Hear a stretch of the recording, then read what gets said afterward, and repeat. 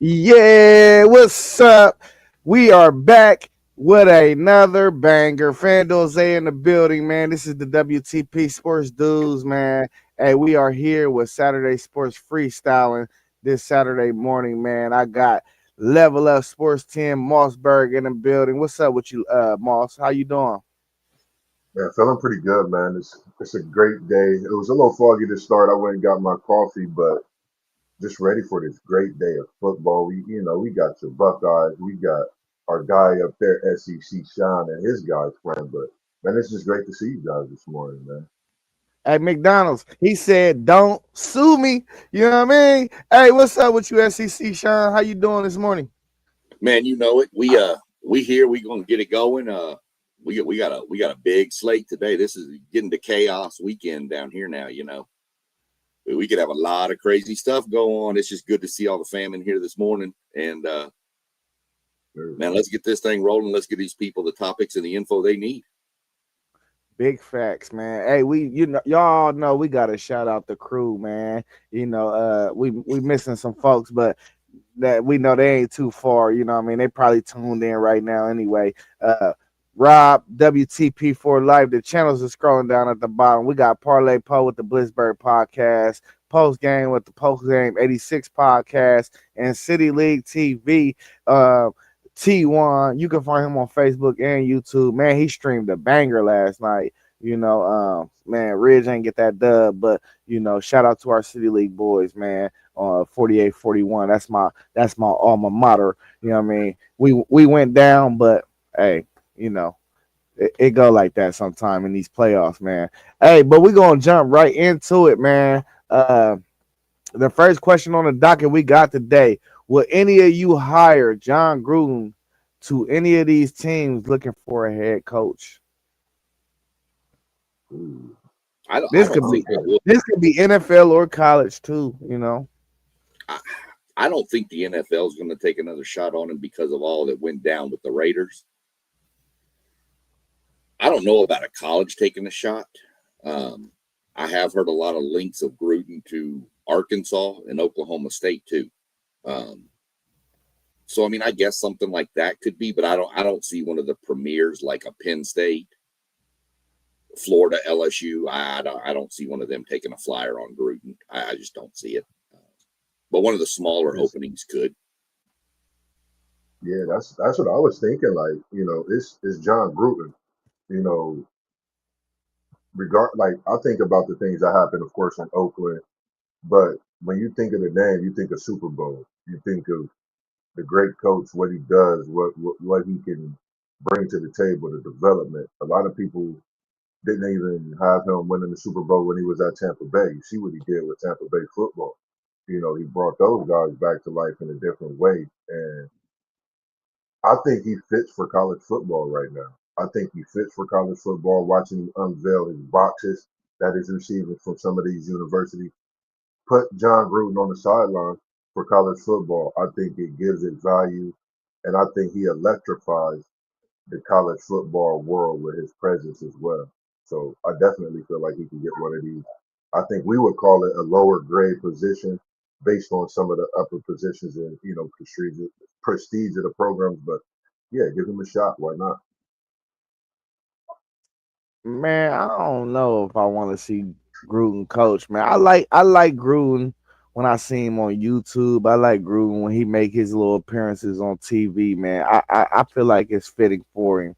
Man, he did what he was supposed to do when he was out here. Man, I mean, just to answer the question, would any team hire him? I feel like somebody would.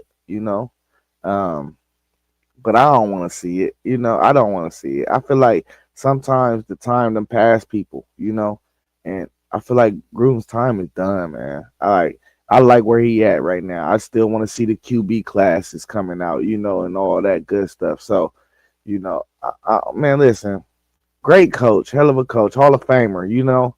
Um, but man, come on, man. We got fresh blood. We got fresh blood out here. Let the sharks go ahead and swim. It's something that you asked this because it made me just think about Bill Belichick. How long do you think he lasts in college football? If You know what I mean? I mean, if you give a Belichick a shot, you got to throw Gruden on that sideline. I think he's worth it, and he could do better than Belichick. No disrespect. Yeah, but Belichick never took a break. Gruden took a long, long stint. Not coaching. So, like Belichick, I feel like Belichick just collecting checks right now for real. I think he the new playboy. He the new school playboy. He the new school Hugh Hefner. That's what I view Belichick as. I can't even take him serious. See, Way to get I it. think these NFL coaches would be better GMs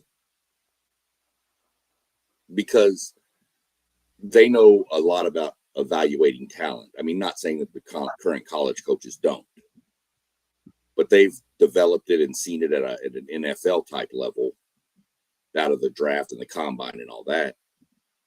The biggest problem I see with NFL coaches, the reason I say is because how are they going to handle the amount of hours it takes as a college coach, recruiting, traveling?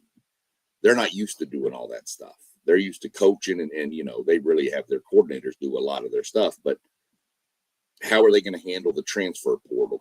Or there's just not stuff there. I mean, transfer portal, I guess they'd be used to, which I say a GM because of free agency. Great point, bro. Yeah, facts. I don't know, man. I listen. Some of these old guys, it's time for some of these old guys to go, man. That's just how I feel. Um, y'all got anything else to add to that though? Look, the greatest of all time in college was Nick Saban, right? Facts. That's facts. Okay, he got out. Why did he get out? He was older, and he didn't like keeping up with all the stuff you got to do now was just getting too much. If he got out, what makes you think Belichick or somebody can do it? Nick Saban was in it when he got out. So that's my theory on it.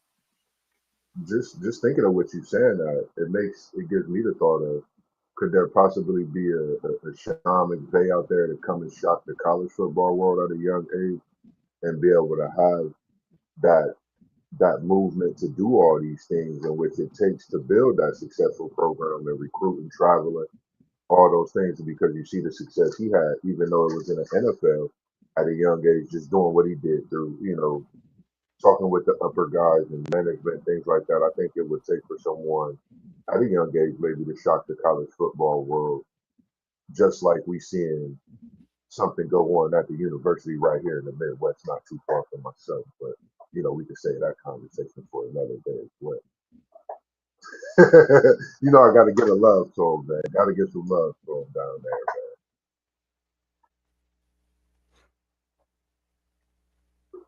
All right, hey, what game should all the two lost teams be watching closely? Who should they hope loses in that game?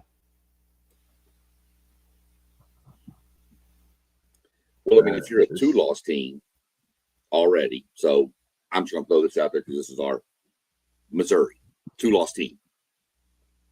Well, if Missouri loses, they don't need to watch any other game. But if they beat A&M, they need to look at Navy to beat Notre Dame. They need chaos even at that point. So if you're a two-loss team, you're looking at all the other two-loss teams that are near you in the rankings, and you need them to lose, but you have to win, or else it doesn't matter what they do. So I don't know that there's a specific game. There's numerous different games. I mean, you can go through. I was doing scenarios today, and we can get into it later at the end of this more, but some of the scenarios I was putting together, our dear good friend over there whose name starts with a Z would be pretty upset at some of the scenarios I found and put together. I wouldn't. I want to hear the scenario. You may not be, but I can guarantee there's one who's not in here right now that would rip me apart for it. We'll just leave it at that. We all know his name starts with a T. Hey, so one thing I know, Doug, is that our ticket is punched. We are solidified in the playoff already. I know that for a fact. So it ain't no scenario that can upset me because at the end of the day, I still got a chance to win it all. I thought Doug asked the question. You called me Doug. Man, come on. What's going on, Doug? It's good to see you in here this Who morning as called you well. Doug? You said what I know, Doug. No, I said one thing I know for sure. Oh, It's all yeah. good. I don't What? care. I've been So, called a lot worse. I promise. so the question was, what two lost team like? Can you put it up again? Because it's like a couple, and I like how you mentioned your scenarios. What game should all the two lost teams be watching closely? I think it's that your game today. I think it's your game, SEC Sean. That Texas A&M, not Missouri. I think that's the game that everybody really have their eyes on. I think the Alabama LSU. I think that's less attractive because of the fact that I think everybody know what LSU is kind of bringing to the table now, and Alabama is just gaining momentum. So for me, I'm taking this Texas A&M Missouri game because I think you got Texas that gets back in the picture, you got Vanderbilt that gets back in the picture, you got that SEC with that game today. Those two lost teams have a shot, and I'm talking about a big shot because we just know how tough that SEC is, and we see the record they have against the Big Ten this year. And I know If a lot of people talk about that, but the record is pretty outstanding. The record is pretty much like, wow. I was surprised when I actually looked at it myself, but I think when the playoff comes and bowl games, that's when that record settles itself out, and we look at that record come again in January. So I definitely feel a What's shot. the I record? think it's about 11-5 or something like that. There was not that many games against between each other. It just wasn't. Not like big games though. It wasn't like big major games though. That's why I really wasn't like looking at it and paying like super heavy attention to it because I know when a playoff come and a bowl games like last year, it was just a totally different outlook. So overall, I think with the Big Ten, SEC, Big Ten has won the last couple of years. We got to respect the conference. They right there neck to neck. If the Yeah, Big Ten, I said, they win this year, they top of the mountain. can we That's just talk my opinion. facts though? We talking about 11-5. That means 16 teams. That mean it was a home that mean it was a conference versus conference. Everybody played everybody. It was never 11-5. Like that's not facts. Every SEC team did not play every Big Ten team, bro. That's what we like. We can't sit there and say that, bro. I'm not letting that slide. I'm not letting that Just saying, slide. You said 11 and wait, 5. That's 16 teams. It's 16 teams in the SEC. 16 teams in the SEC did not play 16 teams in the Big Ten. We are not going to let that go. We're not. We're not now like that. That's false there's no advertisement. way. Yeah, we didn't do 16 games against the Big Ten probably last year and this year combined. I don't maybe in the The last only game I 3 to can think 4 about years. is OU and Michigan. That's the only game I can think This about. year, yeah, that's the only one I come up with. And what was it? A couple of years ago, you had Missouri, Oklahoma, Ohio State, right in the bowl game. But there was some other. But that's the only one I can think of this year is uh, OU Michigan for this year. Uh, but back to the question real quick, Zay, if you made me pick a game that they're going to watch, the 2 lost teams in the Big Ten and the SEC are watching Texas Tech, BYU, and everything in the SEC. Or I'm sorry, the ACC. Man, I think every 2-loss team should have their head on the swivel. If you're a I mean, 2-loss team, you still got a chance. If you're a 2-loss team, yeah. Whoa, we lost Zay. that is what this That's what's all the name right. just cut. We keep it rolling. This Let him come back and finish his comment. But I get what he's saying. I mean, I heard the beginning part of that was, every 2-loss team needs to have their head on a swivel, and he's right. Yeah. But now he's back, so we'll let him finish his thoughts. yeah, I was saying every 2-loss team should have their head on a swivel. Like it's layers to it though. Like Vandy should have their head on a swivel for any team in the SEC that got 1 loss because they right there on the cusp. You know what I'm saying? They right there Right. on the cusp. OU, that's same for OU in Texas. They should have their head on a swivel. But everybody that got 2 losses still got to win. You have to win. I mean, it's just that simple. Missouri, they got Texas A&M. You got to win. I mean, if you lose, you're done. You know what I mean? It's goodbye. So I mean, every two loss team that came up in them rankings on Tuesday, you gotta have your head on a swivel, man.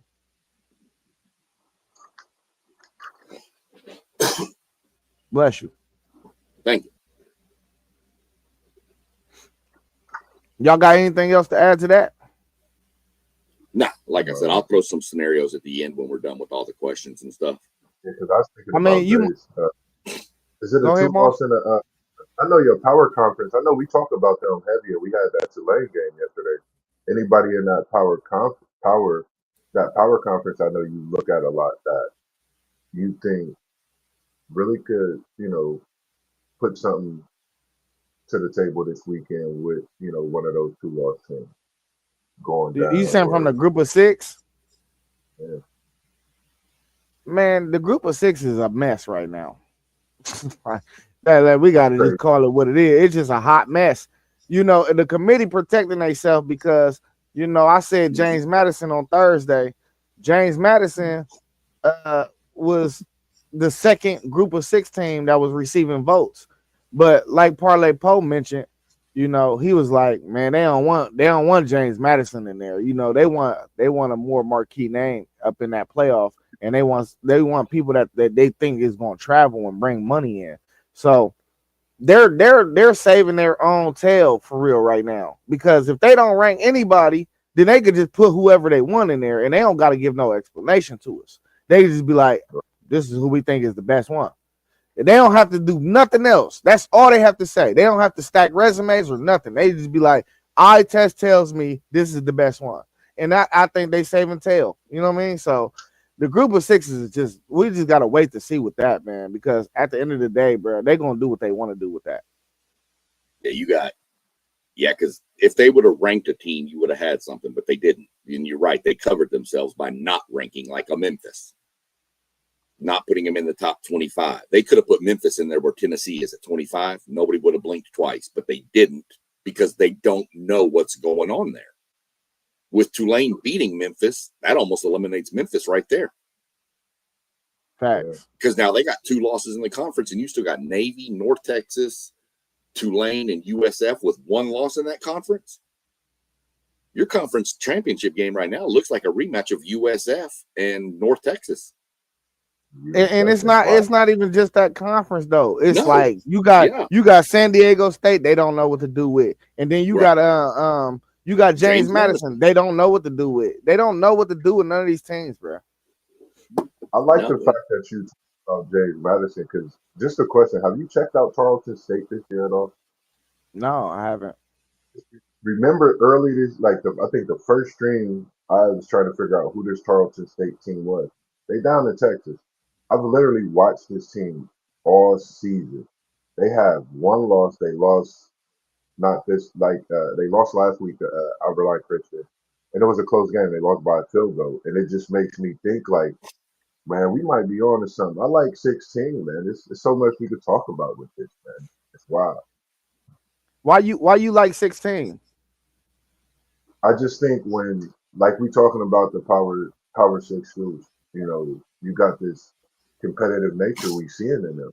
We seeing the transfer portal fare out to some of these power schools. And speaking of a team, not even knowing about a college in Tarleton State, first time in my life, you know, learning about this team and to see how college football landscape is changing. It was at 4 just a few years ago. Now it's at 12. Why not give it 16? Because I think you gotta give give respect, give homage in a way to these kids that's out here actually being student athletes. They out here playing, and I think it's a way you gotta reward them. The NIT is a way they do it on the college basketball side. Even if you do something in some kind of way like that, I just think these kids need to go out there and it's worth it. They putting their bodies on the line. They out there being in the school. They taking care of their studies, on a daily, on a weekly basis. Why not reward them with something at the end of the season for their just consistent effort and being and holding up to the standard? Hey, Sean, you like 16? no, I like 12. I think 12. I can see the case for 16, but I like 12. I think 12. I think 16. You start getting more watered down. I think 12. You get some of the best. I think you have to earn it if it's 12. If it's 16, a team like Texas A&M, great resume so far, right? Could lose this week, South Carolina and Texas, and probably still get in. I like 12. I mean, I think we're going to go to 16 because I think the big power conferences want 16. But I kind of like 12 just because of the fact that it seems like you've more earned it to get in. I didn't like 4. I thought 4 was too narrow. I mean, look at 4 this year. If you were only doing 4 in the playoff, you'd have, let's just leave it like it is right now. Ohio State, India, you have the Big Ten and the SEC. If you take the top 4, and to me, you're not even giving any credit to anybody else, like a BYU who's undefeated, or a Texas Tech who we all think is really good, or a Georgia team, that is a perennial power. So I think 4 is too small. So I like 12, but I have a feeling we'll be at 16 in the next year or two. I hate 16, and I'm gonna tell you why. The 16th team that came in the college football playoffs ranking was Vandy. Yeah, Vandy lost by 16 points to Bama. I feel like the later on you get in the year, once you get to a playoff, that's a team that I feel like will get blown out in the playoffs. Then you talk about 15, Louisville. Louisville lost to Virginia. I don't agree that none of them teams. Well, I agree. I think that all them teams in the ACC are like really mid. I think a lot of them teams will get blown out if they make it to the playoffs. And then the last team, Utah, they already got a 20-point loss to a team that's in the top 10 in the playoff. Like, why are we watering it down to where we're about to? One thing we wanted to get rid of is seeing bad games in the playoffs. Right. You stretch it out to 16, you're going to see bad games, and it's just as simple as that. Somebody gonna get a lot of teams is gonna get blown out in the first round. That's how I feel. Yeah. Look at it this way: if it's 16 teams and it's 1 versus 16, right, in the first round, blowout. Ohio State and Vandy. Oh, good Lord! Come on, man. Blowout. But it would 1 versus 16. We know that it's not gonna be no. Yeah, it would because it'll be even. It would be no even. Buys. There's no buys no somewhere. more. It's just a 16-team bracket. You can't have buys. They'll switch it up some way where Ohio State's not going to play Vandy, but who knows? Well, I mean, you right. It could be two buys. It could be 2 buys for the top 4 seeds, but that's not likely. That's highly unlikely. That's way unfair to everybody else, giving them 2 weeks. 2 extra weeks. Yeah, that just sounds crazy. I think it's going to be, if it goes to 16, it's going to be just like the NCAA tournament where 1 versus 16, 2 versus 15, all the way down the line. And I just think the first round games, you're going to have at least 4 to 5 of those games are going to be just terrible. I think it's more likely we go to 14 and do NFL I could see 14. More of an NFL playoff setup. Yeah. Top 2 get buys. Whatever creates a buy, I think, will work more so. You said what? Anything plus 12, like 14, that will create that buy for that 1, 2. Yeah, whatever creates that buy for that top 2 seeds and give them that home field. Yeah, I don't know. It's just giving us something to look at each season with the 12, the way everything is going. I mean, 16, I get it now, but 14, at least the teams get that buy. You know what I mean? Something like that. But I don't know. It's crazy. It's so much to think about. We might as well leave it at 12. That's it. I mean, look at the chaos we could have this year alone, fellas. Look at the chaos we could have this year alone with 12 teams. You want to go to 16? That chaos becomes, you're going to have chaos starting in week 2. Nah, facts. We like it. I like chaos, but good Lord, man, that's getting a little too much. Now we're debating on, should a 3-loss Vandy team, should a 3-loss Minnesota team be in the playoff? I mean, we don't need to get that far down the list, I don't think. They have no shot of winning it all. That's my whole point. Right. I just want people in that has a chance, other than the group of 6. You know, I think the group of 6. You know, a lot of people don't like that the group of 6 is represented. I'm a person that's on the group of 6 side because I think sometimes, not sometimes. I think you always need a chance for underdog. You know, just a chance. That's all. I think they deserve that at the very minimum. You know what I mean? Get an underdog a chance, man. You got to throw a group of 6 team in there always. I mean, did you ever think a 16 would be the one in the basketball tournament? We've done seen it. So, but that's what I'm saying. But did you, before it happened, did you think you would ever see it? Yeah, because it's basketball. I thought we would in time, right? It's basketball. But they had a chance. You know? If that 16 seed doesn't get in, they don't even have a chance. I think basketball and football are so fundamentally way different too. Right. You know, like I done dropped some buckets on people's heads in my life, and we done beat some people we wasn't supposed to beat. So you know what I mean? I get it. Basketball is just different, bro. Moss, I know you done had some moments. You know what I'm saying? You done dropped some buckets on people's heads. Y'all wasn't supposed to beat them, bro, but you went off. You feel me? Bro, we was on it. Nobody expect us but us. We knew what we was on. We was on a run like them high school Tigers. Shout out to them boys getting that big win out in Chillicothe last night. Yes, and let me I'm gonna clarify something for you, Moss, real quick. Tarleton State, they wouldn't be eligible for the G5 anyway. They're not Division I. So they're like FCS. Okay, so they were. I think they're in actually, I think they're going Division I, but they're transitioning, so they can't go right now. They have to wait for a couple of years. That's what it is, that transition. I was reading the article. I'm glad you mentioned that too. That's what I was looking at. Just like Texas A&M, or I'm sorry, East Texas A&M, which used to be Texas A&M Commerce, 2017 national champion, by the way, Division II. They're moving into Division I. So, but they've got to wait a couple of years too for those schools like that. So, Tarleton's a cool school though. Stephenville, Texas. And that's where it's at in Stephenville. Yeah, I was like, they're under the Texas A&M umbrella. It's a Texas A&M school. Purple. That's sweet. The purple colors too that they got. So yeah. Fan of that color purple, man, for some years for sure. All right, hey, let's pivot man, over to the NBA real quick, man. Could there be something working behind the scenes with Bron and the Lakers? I definitely shout out to the King, man, who's still doing what he do, man. Years and years into this game, man. Don't get enough credit for it. It's a lot going on with the talks. I know we talk about it within the chat, but I definitely think there's something going on.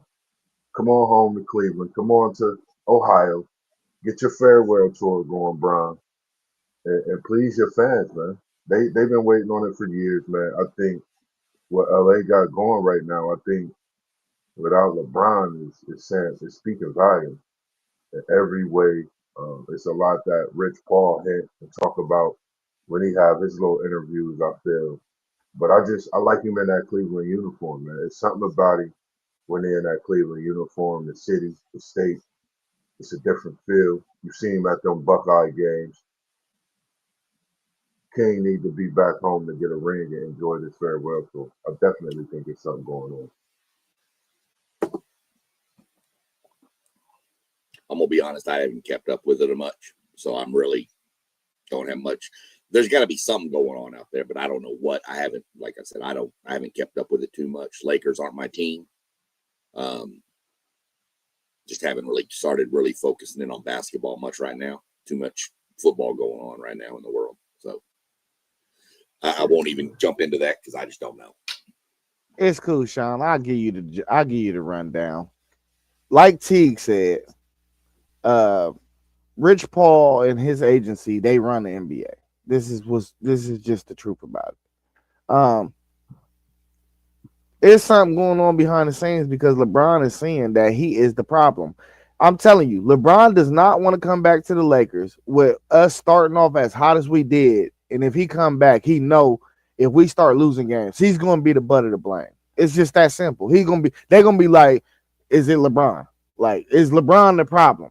This is what's going to happen because LeBron takes the ball. Like at this point in his career, LeBron needs 30 minutes. LeBron needs not to be on the ball. He need to really be in a dunker spot. Like he don't even need to be on the perimeter at this point. I feel like uh you need to use your 6'8", 260, 65 frame, bro. You need to be in a dunker spot, man. Like his game is not his game back when he was 30. He need to change his game. And I think that got a lot to do with him just sitting out right now. I'm not saying that he not injured, because from what I hear, this sciatic thing, it goes from like your shoulder all the way down to like your ankle, like it's like a nerve thing too. So I'm not gonna say that he not injured because that's disrespectful to the game. I used to play the game, so I'm not gonna disrespect the game like that. But I think that his camp know, like if he come back in the midst of us playing hot right now, that if we drop games, bro, they're going to look at this guy and be like, man, it's his time up. And I think he's still trying to stretch out like another year. I don't think he think this is his last year. I think he want to play one or maybe possibly two more years. Um, you know, him having the thought of trying to become an owner, man, if you collecting $50 million checks, bro, that's going a long way towards you becoming and accomplishing that goal. You know what I'm saying? So I listen, I think I don't want to say milking the game. I think he milking the money though, if y'all get what I'm saying, you know. And I think he doing what he supposed to be doing for real, honestly, because man, dudes wake up and then they don't have a paycheck, you know, in the NBA. So him to be in the league 20 plus years and still one of the highest paid players is an accomplishment in his own self. But I'm telling you, bro, Rich Paul, he's so smart. He already said a month or two ago that this team is building around Luca, and I think he was setting his client up for success and possibly looking for other teams' interest in LeBron because I kind of feel like they felt like this team was already constructed enough around him with some of the pickups we had. We picked up Nick Smith Jr. Over the summer. We picked up Laravia, who's a three and D guy. We picked up Marcus Smart just so he can come in and play defense. We picking up a lot of the pieces that Luca had when he went on a championship run with the Yeah. Mavericks. So I think the writing was on the wall for LeBron, honestly. Like I think Rich Paul did his due diligence as an agent. He's the best agent in the game. So I definitely think some stuff is working. I definitely do. Yeah. And I think really it's not Cleveland that we need to think about. I think it's the Warriors. I'm glad you mentioned that, Zay. And shout out to Rich Paul, like you said, man. Agent of the what the last since he just stepped on the scene, he's been making deals behind closed doors. Some people don't know about. He just doing what he do, man. Shout out to LeBron and keeping that them guys together and what they do, man. Like that's like a corporation built. A lot of people say what they say, but as brothers and what we do with this podcast, I think about some of those things and what how we build and what we've been doing too. So shout out to what they're doing, and yeah, they get it's a lot of value too. There's so much value in LeBron that if he goes wherever he goes, that they can get back. And Kaminga is on the list. They need another Exactly. big man. And Golden State is a destination. When him and Curry was on, I know you don't really watch Nash in that mind game, but I watched that conversation. Him and Curry look like they ready to go for another Olympic style run together for the Warriors. And I'm glad you said that. So man, that's just something that would be special to see for basketball. I mean, Curry if I and do LeBron on the same. listen. I do not want to see Brown go to the Warriors. I'm not gonna lie. I don't want to see it, bro. I think it's gonna hurt his legacy. do you, and y'all are more in tune than me. You're talking about the Mhm. Warriors. If LeBron's looking to leave, is there a scenario you see him winding up in Dallas with Kyrie again? No, there's See, no way in I hell don't he's either. going to end up in Dallas because I don't there's nothing that we want from Dallas. know. You know, They'll it's give him like slack. you're not going to give us Coop. You're I not don't going to know. give us He ain't Coop. that good. No, no, He, I'm he.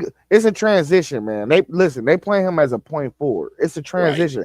He's never played point forward in his life.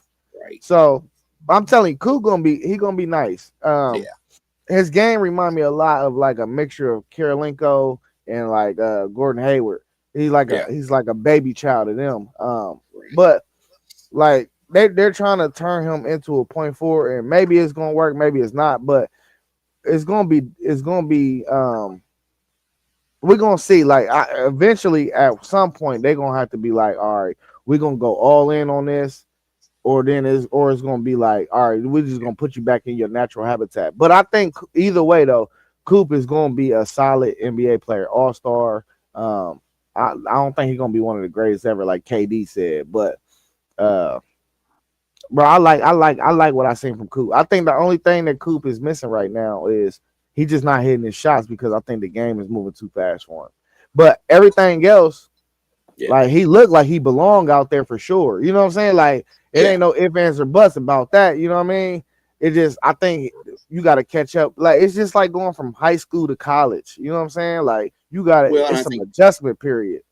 I think part of it is too is I think he's kind of feels like he has to be the face of the franchise, Oh, and he is. he He is, but is. don't. What I'm saying is that pressure on a rookie that young without Kyrie there, without AD there, because they're in. I think he feels like he has to do more than he really has to do. You know what I'm saying? Yeah.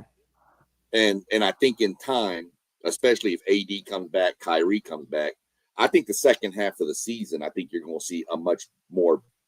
You're going to see what everybody thought you were going to get from Cooper Flag. Yeah. That's my best time of the season is after All Star break. Because during that All Star weekend, when they play their games respectively, I know it's All Star weekend, but you really look at some of them games because some players go out there and they play and they put on the show in a different way, and the rest of the season, goes a certain way for some of those players. So I always watch All Star Weekend close, but definitely basketball after. But this year I've been watching a lot of it prior to, and this has been a great NBA season. Even seeing Coop play the point forward, I think it's something special with having a coach Jason Kidd. The type of point guard that Jason Kidd was. I think he's doing nothing but learning the game in a different way to where, guess what? When they have you at the 3 and 4 position, your mindset is already knowing what these other players and where they're going to be from you having that point guard position point forward to where things is just going to flow so smooth. I think he's something, and like Zay said, he might not be the greatest, but I think he definitely going to have his time in this NBA as we see. And it's just getting better as we seeing some of these college players got to be coming as well.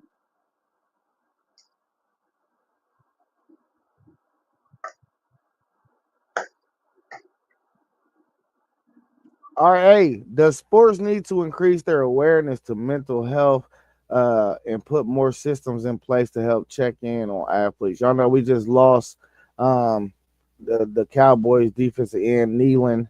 Um, rest in peace to Nealon. Prayers to his family and his loved ones. Uh, we've been going through this for quite some time now, where we're seeing athletes just hit the burner. Um, especially on the football tip, the CTE after the CTE came out, we've been seeing this. We think something's wrong with AB out here. The way he be acting the fool. He just got charged with attempted homicide. What needs to be done in y'all's opinion, man? Because this stuff is still out of hand. It's gotten better, but it's still out of hand. They've been trying things. They wear the things on their helmet in the NFL. Even in college football, they do it. I don't know. Like y'all could just speak on how y'all feel. What needs to be done. there's a lot. I mean, I think the teams need to be a little more aware. Maybe they need to hire more staff, like more what you would call like maybe psychologist type people on the staff to kind of even just look at people and just see something's not right with this guy. But I also think your peers, your teammates, all need to have a little more awareness too. And if we're all three on a team and I see Moss acting a little different than he'd been acting normal, we may need to pull him aside and have a little chat or maybe see about getting him some help to check in on him. Right. But as a teammate, a friend, whatever, you need to be able to do that stuff for people. You've got to know, man, Moss don't seem right today. Let me pick up the phone and give him a quick call real quick. Man, they look a little off. He looked a little depressed about something. Let me hit him up real quick. Because a lot of times that one little phone call or text message can change everything. So I think everybody needs to be more aware of signs. And some of these players, and I'm not saying it in a bad way, but some of them need to have a little less pride and ask for help if they feel like something's wrong. Yeah. Wow. I totally agree. I think it needs to be more talked about mental health on the men's side. Me myself, I go to counseling. Um, I'm eager to get back into it because I haven't been in almost a year. Um, it's something that's needed, for us men. I don't care what nobody say. I'm here. I'm live. I'm telling everyone. I'm eager to get back to my counseling because, outside of that, thankful for this group that we have. SEC Sean, FanDuel J, City League TV, Parlay Pro, Post Game, WTP Sports. So we literally communicate with each other every day. We have to have more transparency with each other. Like you said, SEC Sean, put your pride to the side. These are things, and prayers out to the Leland family. I can't imagine what you're going through. I can't imagine seeing and cheering for someone on Sunday who so many people look up to, but not knowing what he's going through.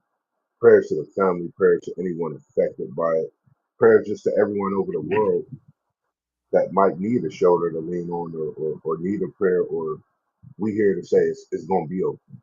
You know what I mean? So I think it needs to be something more acclimated with these youth, with the youth, even us adults, because it gets overlooked every day, um, and it's sad. There's so many things, and we got trillionaires, we got millionaires, we got billionaires whatsoever. But like you said, SEC Sean, them phone calls got to tap, them phone calls got to ring, text messages got to come through. That's important. Um,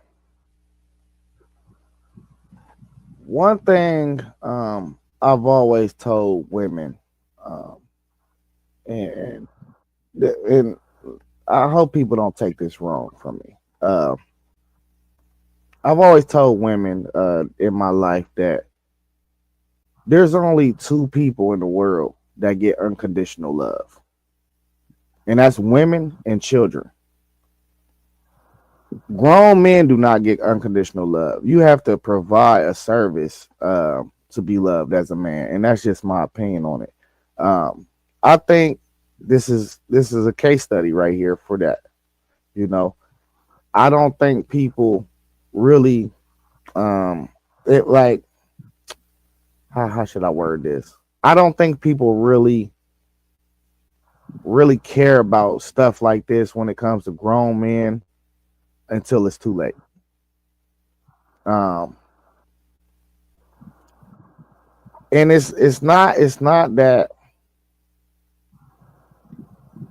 I don't know. It's just the world we live in, man. I really can't. I have a hard time explaining exactly how I feel about this because it works through my mind, but I can't get the words out because I've seen this over and over in different situations.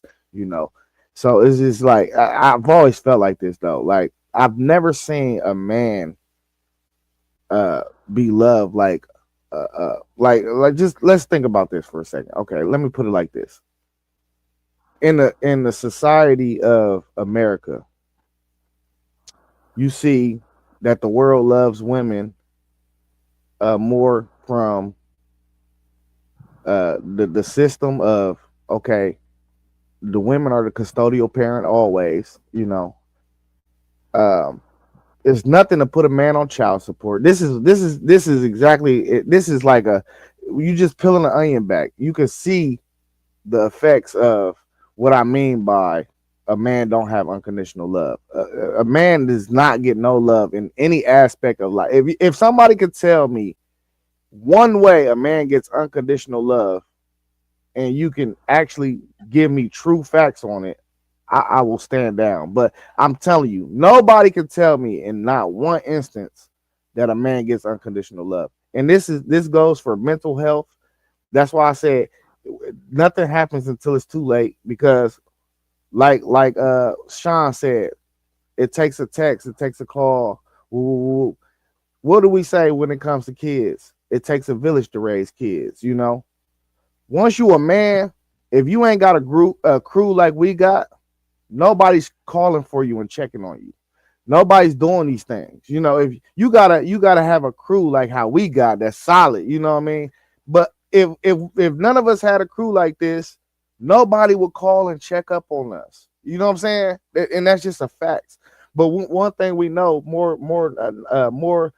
likely than not is that when it comes to a kid or a woman, somebody is always going to check up on them, especially if they got men in their life. You feel me? I've always told, I tell my girl this all the time too. Um, it's two separate things. A man looks for peace, and a woman looks for happiness. You know, and that can look different for a lot of different people. Peace for me is just watching football and drinking a beer. You know, peace for Moss might be, you know, rolling up a stogie and scrolling on the phone and drinking coffee. You know, peace for Sean might be drinking a beer and watching football. You know, something like that too. Like you know what I'm saying. So happiness though, what does happiness look like? Happiness for Let me for interrupt real quick. go ahead. If that's the case, then I'm gonna be at peace this afternoon. You're gonna be in your peaceful mode. That's what I'm telling you. That's what I'm saying. A man looks for peace, bruh. But And let me tell you this. You're right about the village and the crew and stuff. Even me, okay, I'm the newest one to this whole family. Well, minus Doug, but we don't count Doug. But um, That's that A&M so talk on you, Doug. y'all let me come in. If I'm not on a few podcasts in a row, I guarantee you my phone's going to get a text message from one of y'all. that's a fact. I guarantee it. And it's the same thing. If Zay's not on here a few in a row, I'm talking like, a week in a row, and he's not on any of them, I'm going to be like, hey, man, you good? And his phone probably going to blow off because then Moss is going to text, then Rob's going to text, then Parley's going to, But if you don't have that support system, what do you do? As a man, you're taught deal with it yourself. I'm 50 years old. I'm aging myself. When I'm growing, I was taught you're the man. You deal with your emotions. You don't let them show. You don't cry. You don't do. You just deal with it. Never let them see you sweat. There. But nowadays, I still live by that style. But there's times I ain't gonna lie. I'll cry. I watched a movie the other day and I was crying. I cried at that movie Homeward Bound when that dog fell down that hole. Yeah. I don't care. But I also, when I had to put my dog down, I also cried. But I held it all together to let my family cry first. And then when they all went to bed, then I cried. Because I needed to be strong for them. Right. You've got to be able to ask for help in this day and age. There's numerous outlines. There's suicide prevention hotlines. There's, you should have a friend or somebody in your corner that you can depend on.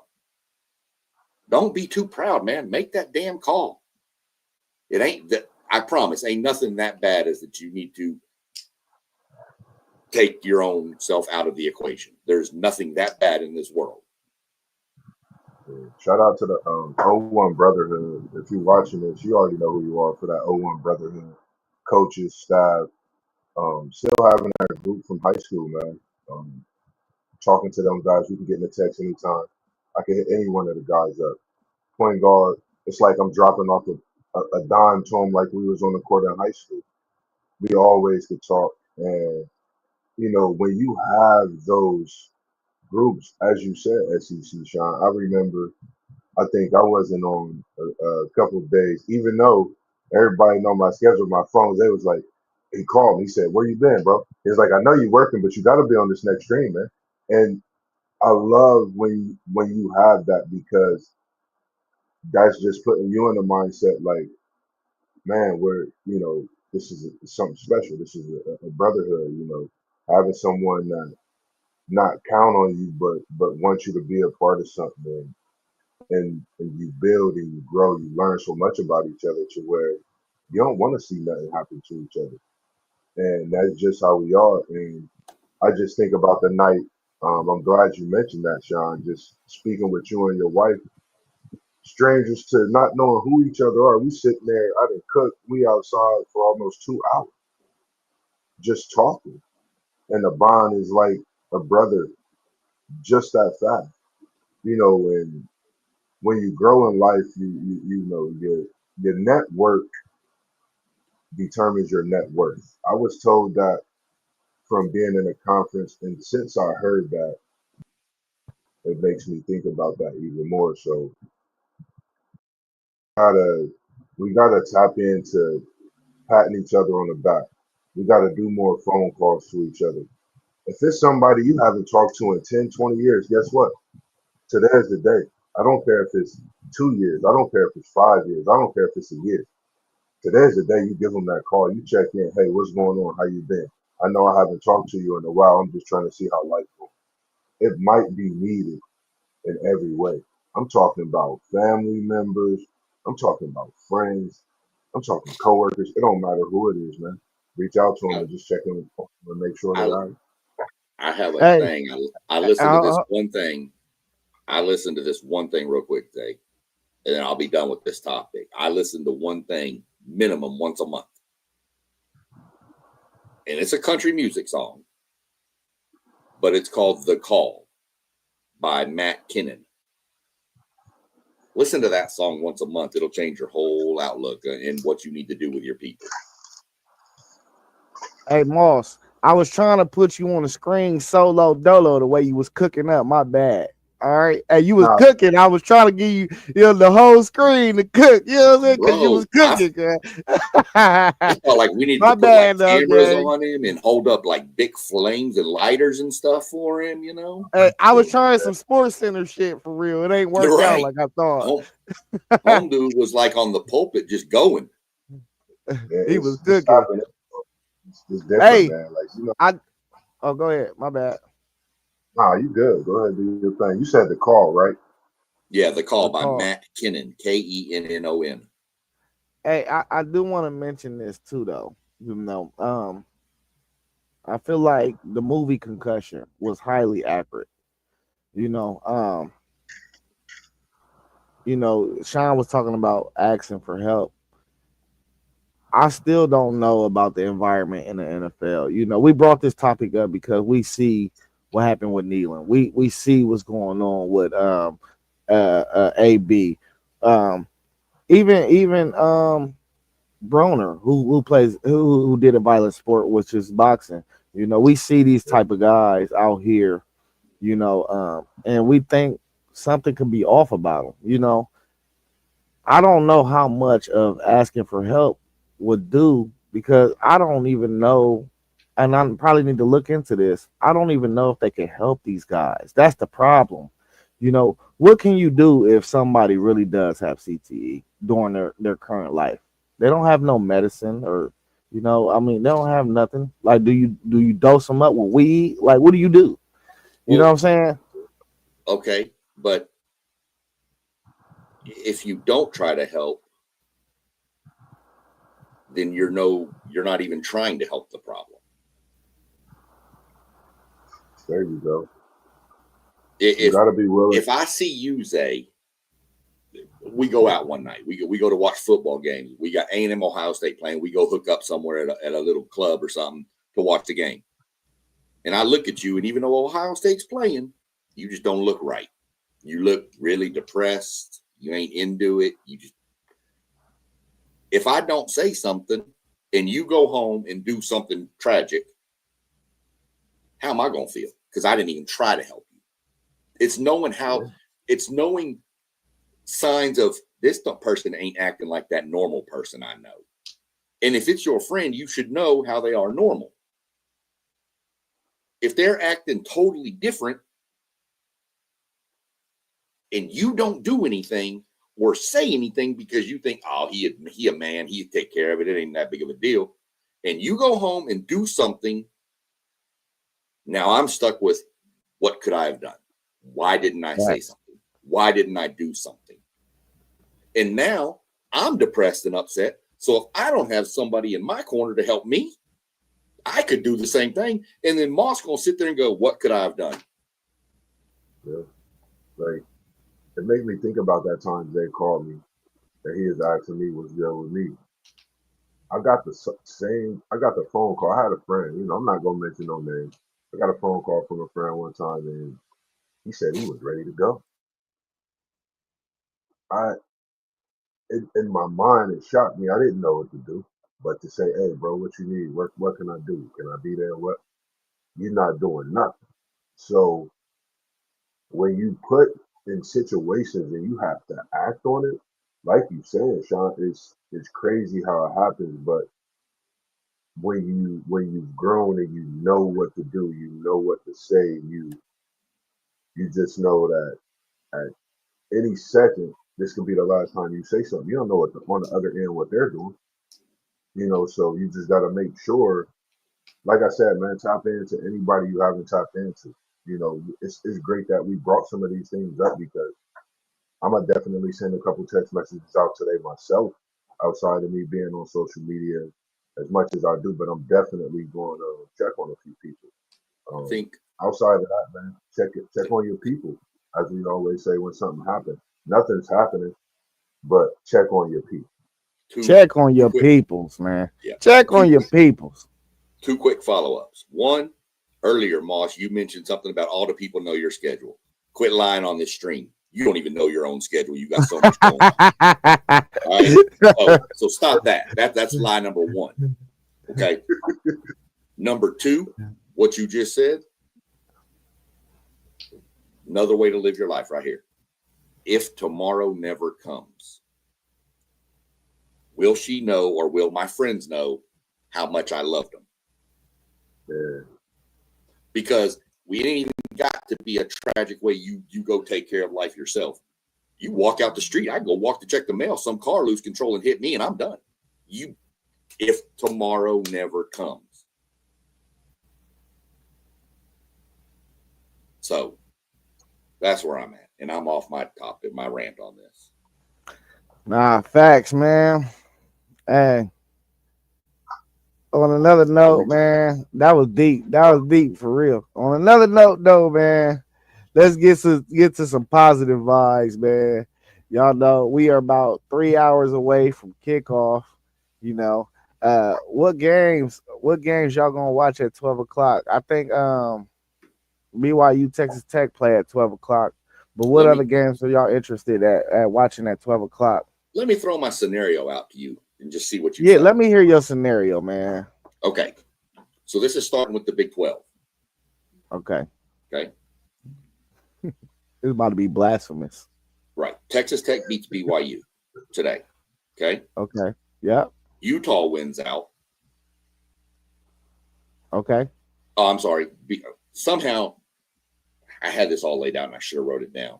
But somehow you have a 10-2 Utah team, a 10-2 Cincinnati team, and a 10-2 like BYU team or Texas Okay. Tech. Mm-hmm. Texas Tech is in the Big 12 championship game against, say, Utah. Utah No, wins. it will still be BYU. Yeah, that's right. Okay. Either way, we're going to put Texas Tech in the Big 12 title game against BYU or whatever. Well, hold So on. Let me stop you real quick. I mean, BYU still plays Cincy, so it could be Utah. yeah, you're right. It could be. So let's go. That was the scenario I had. It was Utah and Texas Tech play, and BYU loses to Texas Tech this week. So you have 10-2, 10-2, 10-2, and 10-2 with Cincinnati. Yeah. Texas Tech loses the Big 12 title game. Mm-hmm. Utah wins it. So Utah's in, right? Yeah. Texas Tech, are they getting left out because they lost in the championship game? They're not going to hold that against them. They didn't against SMU last year. That's a So great now scenario. Texas Tech's in. Now is BYU in with 2 losses. Now does the Big 12 get 3? And if they get 3, who loses a bid? The Big 10 or the SEC? I got this wrote. I like that breakdown. I just wrote it down too. Damn, that's a good breakdown, man. I So, think Yeah. 10-1 the last couple of years. I give it the SEC got to lose one, man. I just say that because the Big Ten winning the last couple of years and the Big 12 standing tall. The Big 12 stands tall and the SEC got to fall with one. That's how I see it. So I'll put it like the way this: it is Oregon, if they wind up dropping, and who did you say Texas Tech lost to in the Big 12 championship? Utah. So this is how I would look at it. I think BYU would get in because they'll be still one of the higher ranked teams, and I think Utah will get the automatic bid. So I think Texas Tech will be left at home because that's a rematch from a game that they beat them by 20 points earlier in the year.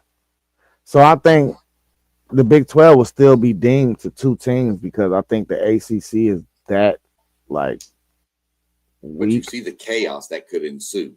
Yeah. And I wouldn't even be surprised if if they kind of flipped it either and gave the ACC 2 bids if we went through that type of chaos. I wouldn't even be surprised if they did that. I wouldn't be surprised if they let Georgia Tech in and another team. You know, so if you have all those teams at 2 losses in the Big 12, and let's say we're not going to count Indiana and Ohio State, I've already pushed them through. But everybody else from Oregon down winds up with 3 losses. Do you put a 10-2 Big 12 team in over in Oregon? Texas Tech in over you saying Oregon is a 2-loss team? No, Oregon would be a 3-loss team. No, because if Oregon turns out to be a 3-loss team, then there's still going to be, in my opinion, 4 2-loss Big 10 teams. Because Oregon could lose to Iowa, and then they could use to USC or Washington. Yeah, and that's why I said if you see Oregon, like let's say Oregon lose today, for instance, right? Right. That's the 2nd loss. I think it's more likely that you'll see Oregon lose to a Washington at Washington than them to beat Washington. You know what I mean? Because if they go and beat Washington, they're still going to be a 2-loss team. Right. I mean, they got USC, right? USC. I feel like the better teams will prevail. You know, I don't think it's these teams that we're talking about. Like, all right, if I had to rank, let's just say I had to rank Washington, USC, Oregon, and Iowa. My list will go as follows. I will go Washington, I will go Oregon, then I will go USC, and then I will go Iowa. And I think the better teams will prevail. And that's why I keep saying the Big Ten, their 4th team will go through that Washington Stadium. Or do they play in Seattle? Yeah, Oregon and Washington play in Seattle. That 4th team will go through Seattle because for some reason I feel like Oregon will be still a 1-loss team when they get there. And Washington, if they could just beat Oregon, both of them teams can get in. That's how I look at the Big Ten. See, I don't want to take too much time on this because there are some other things we can get to, but I have a scenario where you could have not from USC, Michigan, Oregon, and Iowa could all wind up 9-3. It's scenarios for and sure. then you've got that's when you bring in the 10-2 Big 12 teams. That's where it gets like this, and but we got a ways to go for that. We got so much way to go before all this goes. But there's just things I was looking at this morning. Yeah, you looking at the craziest scenarios possible. Right. So hey, in that world, in that universe that you living in, the team up north will have beat Ohio State as well. So they will be a 2-loss team. Yeah. No. In the scenario, no. If you talking about Sean, if you talking about the craziest scenarios in a different universe, right? That's part of the scenario. Don't leave that one out. You know, well, that's part of that one. That was a different scenario. My scenario was they were all 9-3. Hey, no, we talking about you thinking about that. Listen, you are thinking about the craziest scenarios. You feel what I'm saying? Do not leave that one out of it. Ain't this a podcast? And we supposed to have fun? Thanks. But listen, I like what you did, but don't leave that one out. That's what I'm telling you. I didn't want to bring that up because I knew I was going to get a rant from you on this Ohio State Michigan thing, so I didn't want to bring that up. I like that week. I'm going to tell y'all right now. If Michigan rolls and keeps winning, and Ohio State does what Ohio State does, and A&M wins out, and Texas beats Georgia and wins up, that week is going to be must-watch TV on this podcast because Michigan, Ohio State, and Texas A&M, brother, we're going to be ripping each other apart on Is he talking about a live watch party? Is he talking about a live watch party? We'd have to do two. We'd have to do two because our game's Friday night. Y'all's game Saturday at noon. Hey, I ain't gonna lie. I was this close to buying the mics for the phone, man. You know, I'm close to it. We go to Hanks or something, you know, and we do the live watch party. That's the problem. I forgot. I'm not gonna be here for that week. I'm gonna be in Arkansas again. I'm gonna spend Thanksgiving with my mom. You are moving too down there. Well, I'm not moving right now, but I'm gonna go spend Thanksgiving with my mom because it's the first Thanksgiving without my dad. Thanks. So I'm gonna go down there for that, but I'll be on stream. Don't think I won't. You know. And if there's a live stream watch party, I'll join that damn thing too. I don't care. Yeah. So I mean, I was just looking at crazy scenarios this morning. I had nothing to do this morning. I was bored. That's why I was posting videos and all kinds of stuff. So, I was tired. Good debate question, real quick.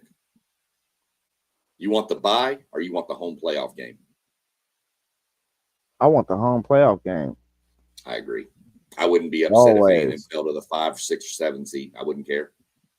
Yeah, that home playoff game is different, man. I think it put juice into your team. Right. Yeah. Even though my team not going to playoff, I like the playoff home game. I would love a playoff home game for a team. Moss, you'd love any playoff game with that team right now. Hey, I ain't gonna lie either, Moss. I just noticed your hat. That hat is fire. What hat is that? Let me see that hat. Shout out to my man Dorian Sutton, man. Got the grow up clothing. Send me the link. I got you, bro. Yeah, send me the link. I need a couple colors. Is that a rose? Yes, sir. Oh. It's growing from the mustard seed that sprouted into what it is. I need a couple colors in that hat. If y'all haven't noticed, it's whatever the theme is pretty much what hat I wear. College football, this one. Last night on my NASCAR pod was my number 4 hat. Yeah, I like that too. Yeah, I ain't gonna lie to you, Sean. That hat is terrible. Which one? The one you got on? What? Yeah. Talk about the one you got on. You know it. I didn't look at it and think the ATM on it until T1 had said something the other day when we were streaming. I was like, man, they do be giving some bad. What is wrong with that hat? It's ugly, bro. It's just ugly. You know, dude, that hat is 8-0. You'll notice on until Saturdays I wear this until in the when? morning. What time y'all play? 7:30? Y'all play 3:30? 3:30. Today 3:30. Yeah, till Yeah. till about 6 o'clock, y'all be 8-1. And like at 6 o'clock, y'all be like 8-1. You know No, what I ain't mean? happening. Not I with mean, that tight I end being out. it don't matter, bro. Now Listen, they that's about to their get back. safety blanket. They about to get back to running the ball this week. You know, that's what they've Good. been missing. They about to get back to running the ball with a mob. You know, We gonna see it. It's gonna play out. That's for sure. you know he I'm he looking hey, he out. a, he a top 10 Heisman candidate. I'm Who's that? I ain't even worried about it. I mean, that's Ahmad Hardy. like I said, not I worried think he about got the this. ninth best. I think he got the ninth best odds right now, or something like that. I'm not worried about it. That's that If we running win, back. we win. If we lose, Yeah, we're still in good shape. I'm not worried about it. I just need y'all to I'd love lose. to win, but a loss ain't gonna be the end of the world for us. I just need y'all to lose so I can make a little money, man. Help a Well, brother see, I out, need us man. to win so I can make a little money. So, help and I normally help don't put money on A&M. a brother out, man. Yeah, I'm looking forward to that Indiana Penn State game. I really wonder what Penn State gonna do at home. Like Yeah. it's just are they gonna come out and lay down or are they gonna come out and play? now, here's my take on that. Everybody talks about Penn State and the environment and the crowd. Okay, that's understandable. I relate it to the LSU Texas A&M game. That crowd was electric in the first half, but once A&M started putting it on them in the second, that whole stadium emptied. When y'all And got the punt return, well, it's done. if Indiana gets up 3 scores before half or 2 scores, I think that stadium will empty. Man, The listen. question is, This the the thing rock though. playing This the thing though. Before Ohio State, they lost 4 games by a combined 13 points, bro. Like it's not like they've been getting out here getting torched. Right. No. You know what I'm saying? They've been losing close games for real. and that's why I say are they gonna lay down like being at home that environment we know it's different down there. You know, they come out with the all white at high noon, Indiana minus a couple stars. I think this is a perfect like way to put the red carpet out there and give them the treatment to binge this upset. The question is, can Penn State get these young boys and shout out to the young kid from here in our backyard on the OCC. Can can he in his freshman season early add his home crowd behind him and produce an upset? You know, a lot of things goes into play with this game. So, you know, at halftime, if Penn State has a 3 point lead or maybe down by 3 points at halftime, question is, do they get the ball out coming out at half, and what kind of momentum do they have coming out? That's just my only question. Just don't know what type of Penn State team we're gonna see. Let me ask y'all this, Moss and Sean. Uh, if this is a close game, do your thoughts change about Indiana as a football team? No. No. Do whatever thoughts you had about Texas A&M. I'm going to use them for an example. They played a close game against Auburn and a close game against Arkansas, which was on the road. This game's on the road, correct? For Indiana? Yeah. We've said numerous times, going on the road ain't easy. I Yeah. think Penn State's got pride. They have to. I mean, if they come out and play Penn State style football on defense, at least they can keep it close. I don't think that tarnishes Indiana at all. I don't. I don't think it changes my opinion of Indiana at all. What about you, Joe? Well, last week seeing that Ohio State won at home, Texas won at home, SMU won at home, Florida lost at home, Tennessee lost at home.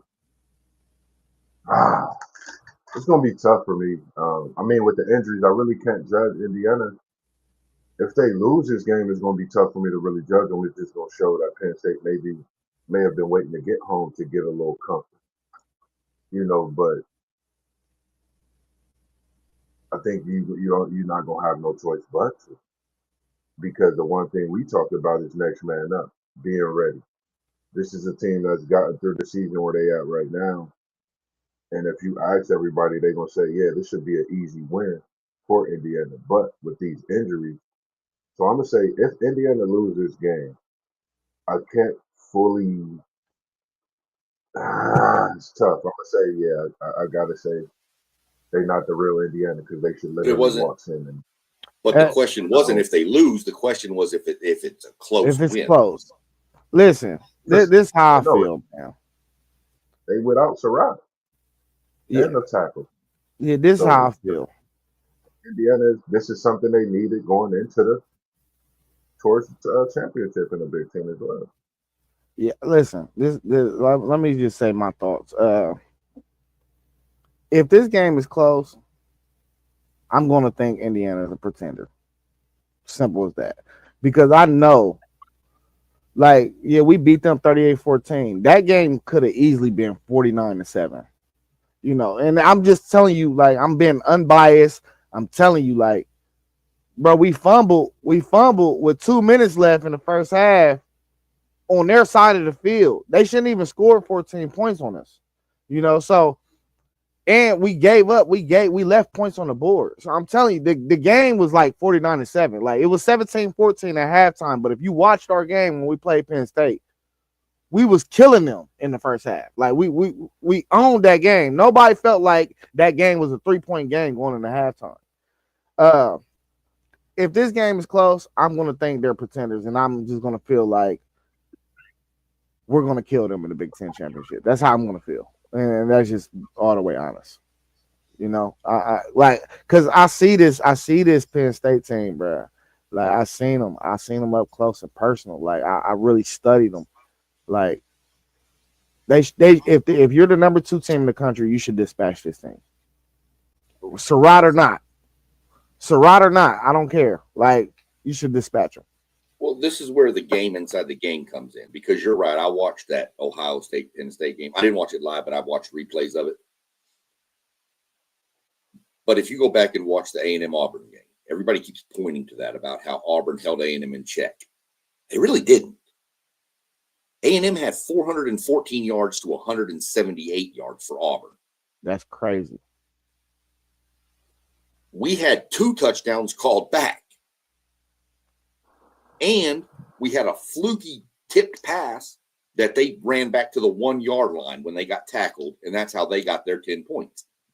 You take 2 more touchdowns on the board, that game's 32 to 3. So you can't just look at scores and say what it is. How did the game go down? We also had 13 penalties for 175 yards too. So you take 400 yards of offense and 130. We had over almost 600 yards of offense in that game. If you add the penalty yards, if you eliminate. But people will look at it and say A&M's offense was held in check by a good Auburn defense, but it really wasn't. So you got to look more in depth as to just what's the score say, especially when you're going on the road to some of these games. Y'all know you know as well as I do. Y'all been to Purdue and lost before? Absolutely. But you That's why. can't just look at the score and say, oh, Purdue. You got to look and see what happened to let Purdue win that, Facts. So it doesn't change my opinion of Indiana. Maybe it diminishes them drop. Maybe I drop them below like an Alabama or A&M if it's close based on what A&M does to Missouri this weekend. But, I mean, I still think they're a top 4 team. Yeah, you're right. You got to watch the game. And like, yeah, the score can be 17-10, but it's a such thing as a nervous 17-10 or a controlled 17-10. You know, it really is. So that's why I'm saying like I'm gonna watch this game, bro, and I'm gonna watch it closely because if it's close, I'm gonna think it's gonna be a nervous 17-10. You know what I'm saying? Like I don't think it's gonna be 17-10 like control. I'm gonna think like, oh, Penn State had a chance to win it if it's 17-10. See, that's just like the A&M Arkansas game where we went to Fayetteville and we won 45-42. everybody's like, my God, y'all almost lost to Arkansas. Go watch the game. Arkansas never had the ball with the chance to take the lead. We were up 10. We were up 3. We were up 10. We were up 3. We score, they score. We score. It was a back and forth shootout, but they never could have taken the lead in that game. We had the lead the entire game. So it wasn't a nervous one for me because, yeah, let them score with 25 seconds left in the game. They're still down and we get the ball as long as we recover the onside kick.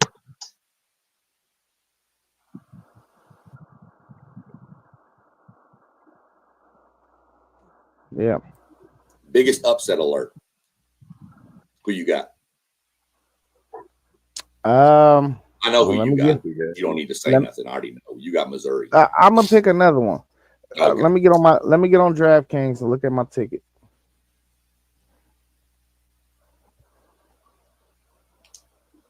I think the biggest upset alert is Oregon at Iowa. Mosh, you're cutting out or something. Can't hear you. I think Oregon at Iowa. I think a lot of people really don't know what Oregon is. That's the reason I say that one. My pick is Indiana at Penn State. Upset alert. That's my pick. Yeah, I'm gonna say Wake Forest over Virginia. Ooh. I know that's one. My DraftKings ain't loaded up, but Wake Forest over Virginia is a good upset alert today for me. Of course, Mississippi State over Georgia as well. Them are both good ones too. I was looking at Mississippi State, Georgia. My wild upset that I might wind up putting a little bit on just for play, just to see. Cal over Louisville. Well, no, that's at Louisville. I wouldn't touch that one. Cal covering, I would touch, but not winning outright. I thought it was in California. It's not. Yeah. I do like the Mississippi Georgia one would be one. And then Iowa over Oregon would be my other one. Flyer one, Auburn over Vandy.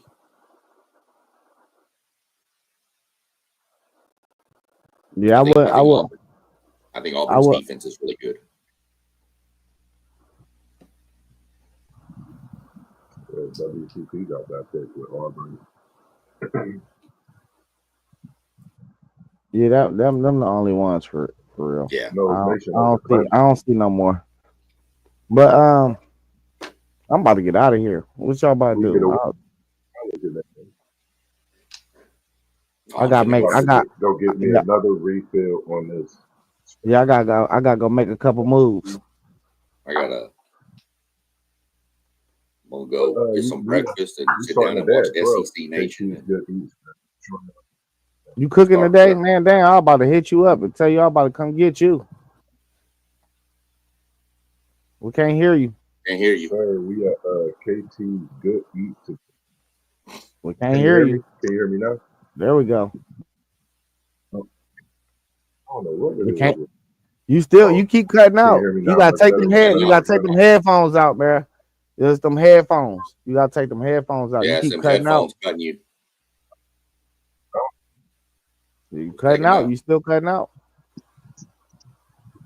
Is it good? Oh, hey, you look like an old Chinese movie from back in the day. That's it right there. We need subtitles. Can we get captions on here? No, I just had to take them out. Is that better? Yeah. Yeah, KT's Good East, man. Y'all know where we at over there on Lockbourne, across from Doghouse Pieces, man. Come and get the great East, the egg roast, all the good stuff. Man, just check us out. Y'all see what we doing. City League TV on Facebook, on YouTube. We got FanDuel Zay. Check his channel out. One of the coldest intros in the world right now, man. Zay, I was listening to your intro like 10 times the other day. I just kept playing it over and over. That stream need to be popping with that intro more. SEC Shine is in the building. We got Parlay Pro of Blitzburg of course, myself, Level Up Sports 10, and Unc that put us all together, WTP Sports Dudes, man. Just great to be seeing you guys and do what we do all the time, man. So just ready for another one tomorrow, of course. Then the rest of the week, for sure.